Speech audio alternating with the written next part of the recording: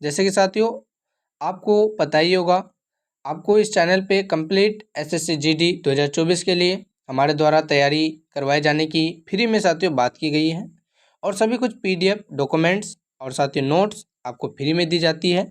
आपको उसके लिए टेलीग्राम में जुड़ना होता है। टेलीग्राम में जुड़ के सारा कुछ पीडीएफ आप बिल्कुल फ्री में पा सकते हैं। आपको बता दें साथियों, एसएससी जीडी 2024 के लिए आज की इस वीडियो में मोस्ट इंपोर्टेंट प्रश्नों का संग्रह आपके सक्षम हम लोग प्रस्तुत करने वाले हैं। इससे बाहर साथियों प्रश्न आपके एग्जाम में नहीं पूछे जाएंगे, क्योंकि प्रश्न काफ़ी साथियों अच्छे लेवल के हैं और सभी प्रश्न एक एक करके आपके एग्जाम को मद्देनजर रखते हुए डाले गए हैं। तो हम लोग बिना समय गवाए चलेंगे प्रश्नों की ओर। उससे पहले साथियों आपको बता दें, यदि आप मेरे यूट्यूब चैनल पर नए हैं और चैनल को अभी तक सब्सक्राइब नहीं किए हैं तो चैनल को सब्सक्राइब करके साथियों आप हमसे अवश्य जुड़ जाइए और वीडियो को साथियों अभी लाइक कर दीजिए, ताकि लगातार आपके लिए हम इसी तरह के वीडियो बनाते रहें, आपकी तैयारी को बेहतरीन करते रहें और आप साथियों 2024 के इस एग्ज़ाम में अपनी सीट पक्की कर सके। तो हम लोग बिना समय गवाए चलेंगे आज के प्रश्नों की ओर। आज का आपका पहला नंबर प्रश्न साथियों कुछ इस प्रकार आपके साथ है, आपके सक्षम है, आप पहले नंबर प्रश्न को देख सकते हैं। पहले नंबर प्रश्न में आपसे पूछा गया है, मूर्ति भंजक किस शासक को कहा जाता था? ऑप्शन ए में दिया गया है मोहम्मद गजनी, ऑप्शन बी में दिया गया है गयासुद्दीन तुगलक। साथियों मूर्ति भंजक यदि शासक की बात करें तो आपका option number a Mohammad Ghazni बिल्कुल सही उत्तर हो जाएगा। साथियों मोहम्मद गजनी एक मूर्ति भंजक शासक के रूप में इतिहास में जाने जाते हैं। आपको बात अच्छे से याद रखनी है। चलेंगे उसके बाद अगले नंबर प्रश्न की ओर। प्रश्न संख्या दूसरा है आपका, आपसे पूछा गया है तराइन का द्वितीय युद्ध कब हुआ था?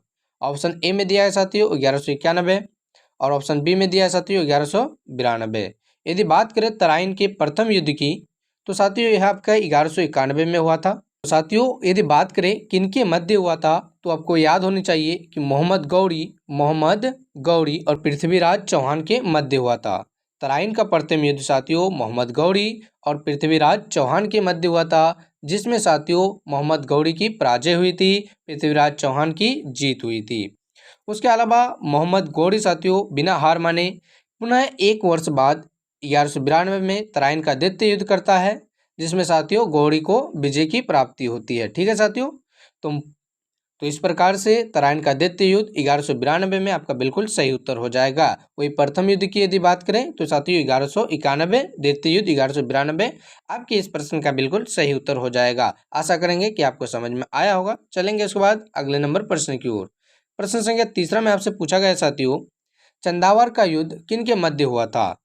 चंदावर का युद्ध किनके मध्य हुआ था? ऑप्शन ए में दिया गया साथियों मोहम्मद गजनी और पृथ्वीराज चौहान। जैसे कि आपको पता ही है कि तराइन का युद्ध हुआ था साथियों, तराइन का प्रथम युद्ध और द्वितीय युद्ध, जिस प्रथम में साथियों पृथ्वीराज चौहान की विजय हुई थी, पृथ्वीराज गौरी की साथियों विजय हुई थी। आपको पूछा गया है चंदावर का युद्ध किनके बीच हुआ था, तो साथियों ऑप्शन बी में आपको दिख रहा होगा सही उत्तर, अर्थात जयचंद्र और मोहम्मद गौरी के मध्य हुआ था। कब हुआ था साथियों? तो 1194 में हुआ था। कब हुआ था साथियों? 1194 में चंदावर का युद्ध हुआ था।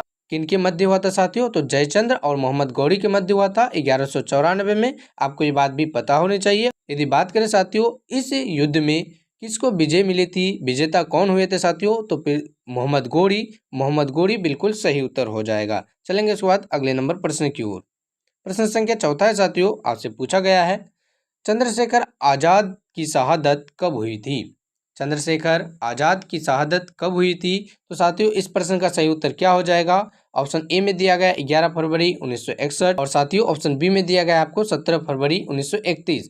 यदि बात करें चंद्रशेखर आजाद जी की तो साथियों इनकी मृत्यु आज़ादी के पहले ही हो चुकी थी। आप इससे भी साथियों पकड़ सकते हैं, आज़ादी के पहले ही हो चुकी थी। तो साथियों इस प्रकार से आप ऑप्शन में देख सकते हैं कि आज़ादी के पहले वाला ऑप्शन कौन सा है। अर्थात सही उत्तर की बात करें तो सही उत्तर हो जाएगा साथियों ऑप्शन नंबर बी 27 फरवरी 1931 ईस्वी में। 27 फरवरी 1931 ईस्वी में बिल्कुल सही उत्तर हो जाएगा ऑप्शन नंबर बी इस प्रश्न का। आजाद चंद्रशेखर जी की जो मृत्यु हुई थी, चंद्रशेखर आजाद की साथियों 27 फरवरी 1931 ईस्वी में हुई थी। यह आपका बिल्कुल सही उत्तर हो जाएगा। चलेंगे प्रश्न संख्या 5वें की ओर। प्रश्न संख्या 5वें को देखने से पहले साथियों आपको बता दें, आपने वीडियो को अभी तक लाइक नहीं किया है तो साथियों वीडियो को लाइक करके चैनल को सब्सक्राइब अवश्य कर दीजिए, ताकि यहाँ से आपकी तैयारी बेहतरीन हो सके। आप अपने जीके जीएस के बेस को मजबूत कर सके साथियों, अपने सिलेक्शन को पक्का कर सके। और ये सारा कुछ पीडीएफ बिल्कुल फ्री में पाने के लिए टेलीग्राम से जुड़ सकते हैं, लिंक आपको डिस्क्रिप्शन में दिया गया है। तो देख लेते हैं प्रश्न संख्या 5 को, जिसमें कि आपसे पूछा गया साथियों, वेदों की ओर लौटो का नारा किसने दिया था। ऑप्शन ए में दिया है स्वामी दयानंद सरस्वती जी ने, और ऑप्शन बी में दिया है साथियों विवेकानंद जी ने। सही उत्तर की बात करें तो सही उत्तर हो जाएगा आपका ऑप्शन नंबर ए, स्वामी दयानंद सरस्वती जी ने वेदों की ओर लौटो का नारा दिया था। चलेंगे इसके बाद अगले नंबर प्रश्न की ओर। प्रश्न संख्या 6 साथियों आपसे पूछा गया है, निम्नलिखित में कौन सा क्षेत्र खनिज संपदा की दृष्टि से संपन्न है। तो ऑप्शन ए में दिया गया है दक्कन का पठार, ऑप्शन बी में दिया गया साथियों छोटा नागपुर का पठार। यदि खनिज संपदा से संपन्न क्षेत्र की बात करें तो यहाँ पे साथियों ऑप्शन नंबर बी अर्थात साथियों छोटा नागपुर का पठार बिल्कुल सही उत्तर हो जाएगा। ऑप्शन नंबर बी आपको याद रखनी है। चलेंगे इसके बाद अगले नंबर प्रश्न की ओर। प्रश्न संख्या 7 है साथियों आपसे पूछा गया है, भारत के किस राज्य में सर्वाधिक लोहा का उत्पादन होता है। तो ऑप्शन ए में दिया गया है बिहार, और ऑप्शन अलावा साथियों ऑप्शन बी में दिया गया है आपको उड़ीसा। तो साथियों आपको बिहार तो ऐसे ही छाड़ देना है, क्योंकि बिहार खनिज संपदा की दृष्टि से काफी पिछड़ा राज्य है। सही उत्तर हो जाएगा ऑप्शन नंबर बी अर्थात उड़ीसा। उड़ीसा में साथियों सर्वाधिक लोहा का उत्पादन होता है भारत में। चलेंगे उसके बाद प्रश्न संख्या 8 में आपसे पूछा गया है साथियों, जल में जीवाणुओं को नष्ट करने के लिए प्रयोग किया जाता है। किसका प्रयोग किया जाता है साथियों, जल में जीवाणुओं को नष्ट करने के लिए किसका प्रयोग किया जाता है। तो ऑप्शन ए में है क्लोरीन, और ऑप्शन बी में है हीलियम। यदि साथियों बात करें जल में जीवाणुओं को नष्ट करने की, तो यहाँ पे आपका ऑप्शन नंबर ए में दिया गया है क्लोरीन बिल्कुल सही उत्तर हो जाएगा। साथियों क्लोरीन गैस का प्रयोग या क्लोरीन के गोले का प्रयोग आप अपने घर में भी करते होंगे, जल में साथियों उपस्थित जीवाणुओं को मारने के लिए। चलेंगे उसके बाद अगले नंबर प्रश्न की ओर। अगला नंबर प्रश्न है प्रश्न संख्या 9 साथियों। प्रश्न संख्या 9 में आपसे पूछा गया है, वायुमंडल की कौन सी गैस सूर्य से आती हुई पराबैंगनी किरणों से साथियों हमारी रक्षा करते हैं। वायुमंडल की कौन सी गैस सूर्य से आती हुई पराबैंगनी किरणों की हमारी रक्षा करती है। तो ऑप्शन ए में दिया गया साथियों ओजोन, और ऑप्शन बी में दिया गया है लिथियम। यदि बात करें सही उत्तर की, जो साथियों पराबैंगनी किरणों से हमारी रक्षा करती है, तो वो है साथियों ओजोन। ओजोन परत जो है साथियों पराबैंगनी किरणों से हमारी रक्षा करती है। यदि साथियों पराबैंगनी किरणें ओजोन परत को प्रतिच्छेद करके हम तक पहुंच जाती है, तो हमें साथियों त्वचा कैंसर की बीमारी हो सकती है। कौन सा साथियों, कई बार यह आपके एग्जाम में पूछा गया है कि साथियों पराबैंगनी किरणों के हमारे शरीर तक आने से कौन सी बीमारी फैल जाएगी। तो त्वचा कैंसर साथियों, त्वचा कैंसर आपका बिल्कुल सही उत्तर हो जाएगा। आपको ये बात भी पता होनी चाहिए। चलेंगे उसके बाद अगले नंबर प्रश्न की ओर। प्रश्न संख्या 10 है साथियों, काफी इंपॉर्टेंट प्रश्न है, फलों को पकाने में किसका प्रयोग किया जाता है। फलों को पकाने में किसका प्रयोग किया जाता है। ऑप्शन ए में दिया है साथियों एसिटिलीन, और ऑप्शन बी में दिया है साथियों एथिलीन। तो सही उत्तर हो जाएगा आपका ऑप्शन नंबर ए एसिटिलीन का। सही उत्तर क्या हो जाएगा साथियों, ऑप्शन नंबर ए। चलेंगे इसके बाद अगले नंबर प्रश्न की ओर। प्रश्न संख्या 11 है, आपसे पूछा गया है, संविधान के किस अनुच्छेद में संसद का वर्णन किया गया है। तो साथियों आपको अच्छे से बता दें इस प्रश्न को ट्रिक के माध्यम से साथियों आपको एक चीज याद रखनी है, सरल शब्द आपको याद रखनी है साथियों, जिसमें संसद और संसद के तीनों अंग जो है साथियों अच्छे से याद हो जाएंगे। संसद के दोनों सदन। साथियों संसद की बात करें तो संसद आपका सही उत्तर हो जाएगा 79 में। संसद का वर्णन हमारे संविधान के 79 व अनुच्छेद में स्थित है। उसके अलावा साथियों यदि रो की बात करें अर्थात राज्यसभा की, तो आपका 80 हो जाएगा अर्थात 80 में। वही लोकसभा की बात करें साथियों तो 81 आपका बिल्कुल सही उत्तर हो जाएगा। अर्थात आपको सरल शब्द याद करना है साथियों, जिसमें 100 से संसद होगा, अर्थात संसद 79 में आपका आ जाएगा अनुच्छेद नंबर। वहीं पे साथियों रोज से राज्यसभा हो जाएगा, जो उच्च सदन के नाम से भी जाना जाता है, और लो से साथियों लोकसभा हो जाएगा, जिसका वर्णन भारतीय संविधान के 81वां अनुच्छेद में है। तो साथियों आशा करेंगे कि ट्रिक काफी मजेदार लगा होगा आपको, और काफी बेहतरीन भी लगा होगा साथियों। काफी कम समय में आप इसे अच्छे से याद रख सकते हैं बिना किसी कंफ्यूजन के। आशा करेंगे आपको अच्छा भी लगा होगा साथियों। तो साथियों यदि आपको ट्रिक पसंद आई होगी तो वीडियो को लाइक करके कमेंट करके हमें जरूर बताइएगा, और चैनल को अभी तक सब्सक्राइब नहीं किए हैं तो चैनल को सब्सक्राइब जरूर कीजिएगा। चलेंगे हम लोग अगले नंबर प्रश्न की ओर। अगला नंबर प्रश्न है प्रश्न संख्या 12, जिसमें साथियों आपसे पूछा गया है, भारत में आर्यों का आगमन कब हुआ था? तो ऑप्शन ए में दिया गया है 1500 ईस्वी पूर्व से हुआ था और ऑप्शन बी में साथियों 1200 ईस्वी पूर्व से हुआ था। सही उत्तर की बात करें तो यहाँ पे आपका सही उत्तर हो जाएगा 1500 ईस्वी पूर्व से हुआ था। भारत में साथियों आर्यों का आगमन कब से हुआ था? 1500 ईस्वी पूर्व से हुआ था। और कहाँ से हुआ था? तो साथियों कई बार आपके एग्जाम में पूछा जाता है, मध्य एशिया से हुआ था। भारत में आर्यों का आगमन साथियों मध्य एशिया से माना जाता है। किसके अनुसार? तो मैक्स मूलर के अनुसार। चलेंगे उसके बाद प्रश्न संख्या 13 में। प्रश्न संख्या 13 में साथियों आपसे पूछा गया है महावीर स्वामी का जन्म साथियों कब हुआ था? ऑप्शन ए में दिया है 544 ईस्वी पूर्व, ऑप्शन बी में साथियों 540 ईस्वी पूर्व। यदि बात करें महावीर स्वामी की तो सही उत्तर हो जाएगा साथियों ऑप्शन नंबर बी 540 ईस्वी। 540 ईस्वी पूर्व अर्थात ईस्वी पूर्व साथियों महावीर स्वामी जी का जन्म हुआ था।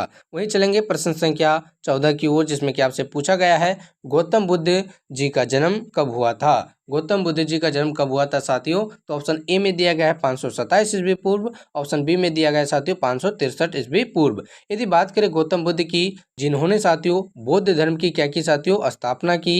इनके बचपन का नाम क्या था? तो सिद्धार्थ था साथियों। इनका जन्म की बात करें तो सही उत्तर हो जाएगा ऑप्शन नंबर बी 563 ईस्वी पूर्व। 563 ईस्वी पूर्व साथियों इसका बिल्कुल सही उत्तर हो जाएगा, अर्थात ऑप्शन नंबर बी। साथियों दोनों ही प्रश्न महावीर स्वामी और गौतम बुद्ध से आपके एग्जाम में प्रश्न पूछे जाते हैं। हो सके कि आपके इस बार के एग्जाम में दोनों में से किसी एक के बारे में पूछ लिया जाए, तो दोनों ही प्रश्नों को आप अच्छे से याद कर लीजिएगा। आपको साथियों पुनः एक बार और बता दें, यदि आप प्रश्नों को नोट करते चल रहे हैं तो यह आपकी काफ़ी बेहतरीन अच्छी आदत है, ताकि साथियों एग्जाम के समय में आप कम समय में इनका रिवीजन कर सकेंगे। यदि नोट नहीं कर पा रहे हैं साथियों या आपको टाइम नहीं मिल पा रहा है तो साथियों ये सारा कुछ नोट्स का पीडीएफ बिल्कुल आपको फ्री में दिया जाता है हमारे टेलीग्राम चैनल पे साथियों। तो यदि आप चाहते हैं कि सारा कुछ पीडीएफ आपको बिल्कुल फ्री में मिले तो हमारे टेलीग्राम से जुड़ सकते हैं, जिसका कि लिंक आपको डिस्क्रिप्शन में दिया गया है। और साथियों प्रतिदिन वीडियो के माध्यम से डिस्कशन के साथ आपका सोल्यूशन मिले तो साथियों उसके लिए चैनल को सब्सक्राइब करके हमसे अवश्य जुड़ जाइए,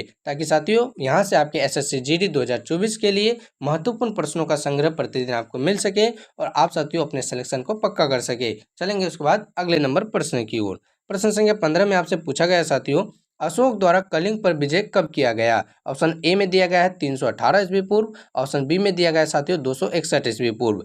यदि बात करें अशोक द्वारा कलिंग विजय कब किया गया, कलिंग पर विजय कब किया गया साथियों, तो यह आपके एग्जाम के लिए काफी महत्वपूर्ण हो जाता है, क्योंकि साथियों महान सम्राट जो अशोक थे कलिंग युद्ध के बाद युद्ध से साथियों संन्यास ले लिया था। इसके कलिंग विजय में हुई थी साथियों महाविध्वंस के बाद इन्होंने वहां के नरसंहार को देखकर युद्ध से त्याग ले लिया था। और साथियों काफी महान सम्राट हुए भारत के, तो ये प्रश्न आपके एग्जाम में कई बार पूछे जाते हैं। इस प्रश्न का सही उत्तर हो जाएगा 261 ईस्वी पूर्व। 261 ईस्वी पूर्व साथियों कलिंग के जो युद्ध थे साथियों, कलिंग की युद्ध थी महाराज अशोक द्वारा, सम्राट अशोक द्वारा साथियों त्याग दी गई। तो 261 ईस्वी के बाद साथियों ये सारा कुछ घटने की बात है, तो 261 आपका बिल्कुल सही उत्तर हो जाएगा, जिसमें अशोक द्वारा कलिंग पर विजय प्राप्त किया गया था। चलेंगे उसके बाद अगले नंबर प्रश्न की ओर। प्रश्न संख्या 16 है साथियों, आपसे पूछा गया है पानीपत का प्रथम युद्ध कब हुआ था? ऑप्शन ए में दिया गया है 1556, ऑप्शन बी में दिया है 1526। साथियों पानीपत के प्रथम युद्ध के बाद ही भारत में मुगल वंश की स्थापना हुई थी। साथियों भारत में मुगल वंश की स्थापना हुई थी, किसने की थी? तो साथियों बाबर ने की थी, मुगल वंश के संस्थापक बाबर ने की थी। और यह कब हुआ था साथियों, पानीपत का युद्ध कब हुआ था?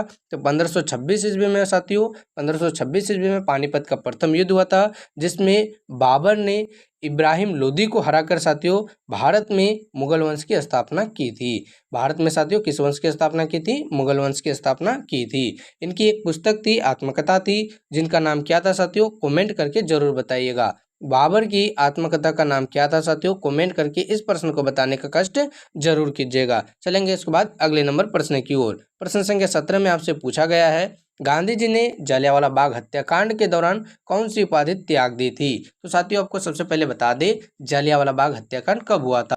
तो साथियों आपको पता होनी चाहिए 13 अप्रैल 1919 को भारत में जलियांवाला बाग हत्याकांड हुआ था। कहाँ पे हुआ था साथियों? तो अमृतसर में हुआ था 13 अप्रैल 1919 में, जिसमें साथियों कई भारत के हजारों व्यक्तियों का साथियों नरसंहार के साथ मृत्यु हो गई थी। उनका साथियों गलत तरीके से मृत्यु करवा दी गई थी, उन्हें मार दी गई थी। जिसमें साथियों महात्मा गांधी ने अपनी एक उपाधि को त्यागा था और भारत के कई महान व्यक्तियों ने भी उपाधि त्यागी थी। साथियों महात्मा गांधी का आपका प्रश्न में पूछा गया है, तो महात्मा गांधी जी ने केसरीय हिंद की उपाधि त्याग दी थी। कौन सी उपाधि साथियों? केसरीय हिंद की उपाधि महात्मा गांधी जी द्वारा त्यागी गई थी। इसलिए इस प्रश्न का सही उत्तर हो जाएगा ऑप्शन नंबर ए, केसरीय हिंद। चलेंगे उसके बाद अगले नंबर प्रश्न की ओर। प्रश्न संख्या 18 है साथियों, जिसमें आपसे पूछा गया है संविधान सभा के अस्थायी अध्यक्ष कौन चुने गए थे। साथियों भारत में संविधान सभा का गठन